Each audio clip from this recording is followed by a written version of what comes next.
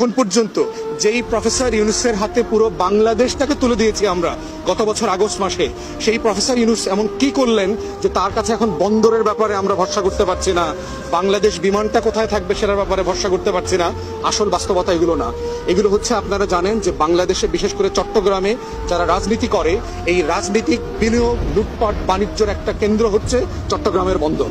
অতএব বাংলাদেশে যে 16 বছর ফ্যাসিবাদ লুটপাট করে এই বন্দর থেকে হাজার হাজার কোটি টাকা খেয়েছে, নতুন রাজনৈতিক দলগুলো যারা ক্ষমতায় আসতে বিভোর, তাদের শ্রমিক নেতারা, তাদের মালিক পক্ষরা চট্টগ্রাম বন্দরকে কর্পোরেট হতে দিতে চায় না। তারা এটাকে পেশাধারিত্বের ভিত্তিতে চলুক, সেটা হতে দিতে চায় না।